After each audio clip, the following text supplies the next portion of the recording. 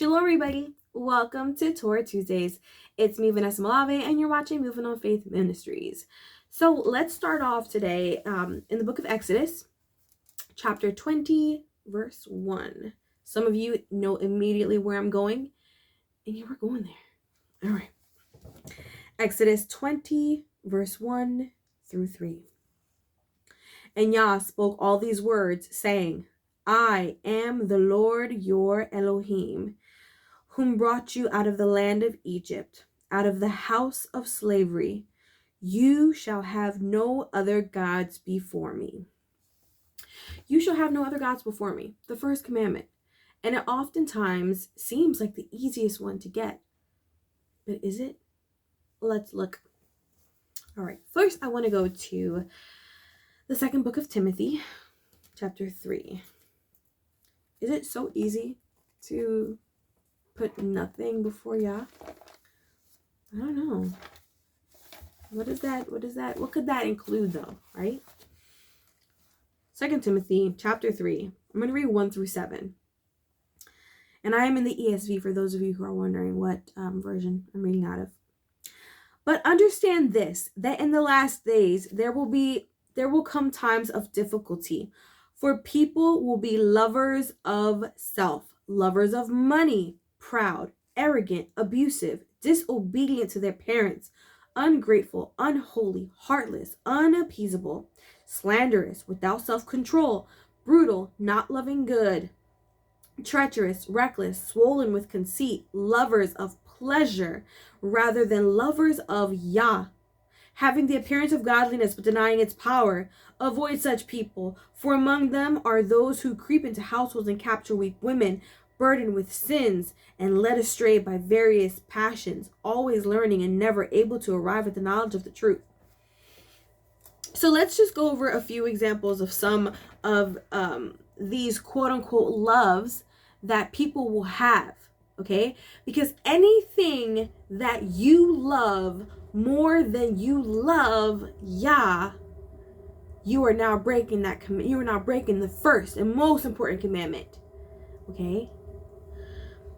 And how do you know you love it more than you love Yah? Well, you choose disobedience against Yah's commandments and his laws and his instructions in order to continue indulging in whatever it is that you quote unquote love. That's how you know you love it more than you love Yah. If you are not willing to give up that thing, person, or whatever it may be in order to serve Yah, then you don't love him. Okay, so some of the examples mentioned here. People are lovers of themselves, okay?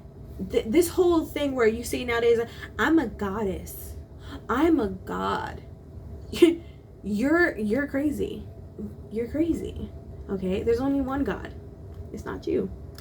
But these people love themselves. These people who they're all about how they look. Constantly working on how they look. They're always posting. I see it all the time on Facebook. People constantly posting pictures of themselves. Like, on Facebook, it says, what are you thinking? Well, when you're constantly posting pictures of yourself, what you're saying is, I'm thinking about me. I'm not thinking about Yah. I'm not thinking about his word. I'm thinking about me and how I look today. That's what you're saying. Lovers of yourself. When you think that you are God's gift to the world, you are a lover of yourself. When you spend more time indulging in the things that please you instead of indulging in things that please Yah, you are a lover of yourself. Okay? That brings me to my next thing. A lover of pleasures. Pleasures. Let's go into some of the pleasures that could possibly be your God. Okay? Because if you're not, if you're yourself isn't your God, let's see what else could be. Sexual promiscuity. Some people are so addicted to sex and those types of things that fall into that bracket that it has become their God. Some people stay in these toxic relationships because they have soul ties, sexual soul ties to these people that they're with, these toxic people who keep them from Yah, right? Drugs keep us from Yah. Sometimes people will choose drugs and choose that life versus being a good husband or wife, versus being a good mother or father, versus being a good daughter or son. But most importantly, they're choosing it before serving Yah. Contention and fighting. Some people love that. They live for a moment to argue with someone, to cause problems, just to fight with someone, right? Lewdness, lasciviousness. So again, like just being very improper, sexually improper, exposing yourself in different sexual situations and engagements, right? No type of decorum, no type of class, drunkenness. Some people are, their God is alcohol. They will gladly put alcohol before anything, and they can't function or do anything without it, right? Irresponsibility, disrespect, foul language, gossiping, adultery, conspiring against someone, stealing, lying, reckless abandonment. All of these things are sinful pleasures that people enjoy, right? They love it so much, they don't want to let it go. They love gossiping about people. They know it's bad, but oh boy, it's their guilty pleasure. Or you have these people that they love to steal. Just even if they could just steal a pack of bubble gum from the store, it does something special for them. Like, these are wicked pleasures. And the problem is that people are putting these things above being obedient to Yah, denying themselves these quote unquote pleasures so that they can be in alignment with Yah. Now, really quick, I want to go to the book of Matthew, chapter 6. Matthew chapter 6 and verse 24.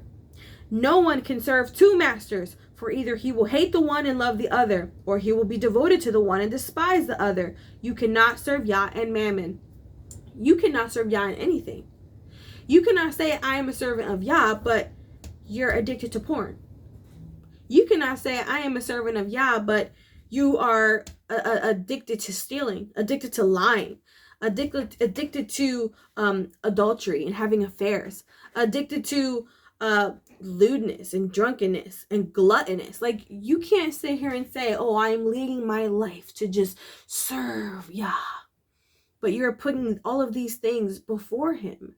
Okay, money is another one. There are people who will gladly give up all of their free time in order to constantly be in a situation where they're making money, or they love their money so much, they hold on to it so much that they're not givers. They don't have a giving heart. They don't want to help anyone else. They're not out feeding the poor because they're home counting their money and making sure that no one else is touching it, right?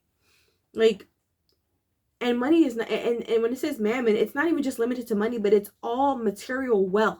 Some people are obsessed and addicted to their cars and fancy cars and flashy cars and cars with loud motors. Some people are addicted and obsessed to their homes, having large homes, right? Some people are addicted and obsessed to designer clothing. They can't wear a pocketbook or a pair of shoes if it doesn't have a label on it. Like, these are considered mammon as well. They are material wealth, okay? Some people are so addicted to these things that they can't imagine life without them. Imagine a life where all they had to do was have rags and live in a hut, or drive a little putt-putt, or something lowly in order to put them in a better position to be closer and have a stronger faith in Yah. They wouldn't trade that. They wouldn't trade up what they have for that. They wouldn't trade what they have for Yah. Let's go to Isaiah chapter 3 verse 12. Isaiah chapter 3 verse 12. My people, infants are their oppressors, and women rule over them. Some people's children are their own gods. Some of y'all, your children run your life. Everything that you do is consumed with what are you going to... And I'm not talking about your little kids. I'm talking about your adult children.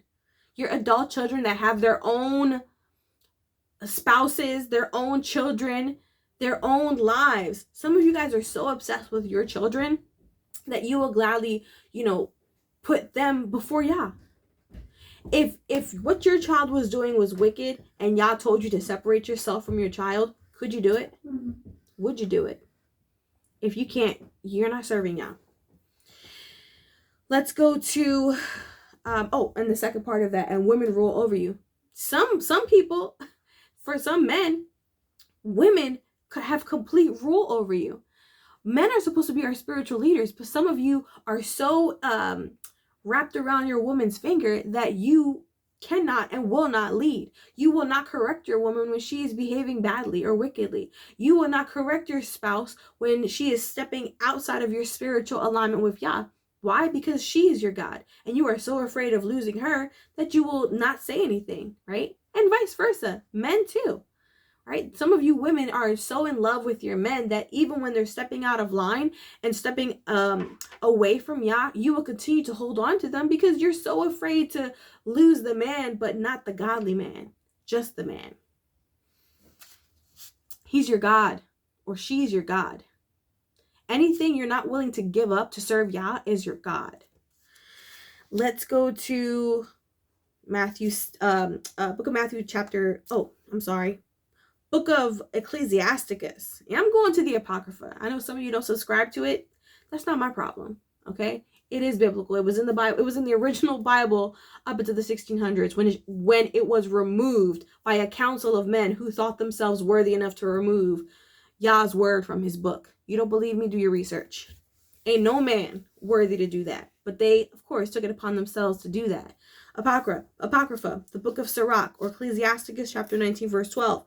Wine and women will make men of understanding to fall away, and he that cleaveth to harlots will become impudent. Again, wine, drinking too much, drunkenness, women, this overly sexualized indulgence or obsession with the opposite sex can make you fall away from Yah. Okay? And then the last scripture I'm going to go to is Matthew chapter 10. Matthew chapter 10, verse 37. Classic scripture.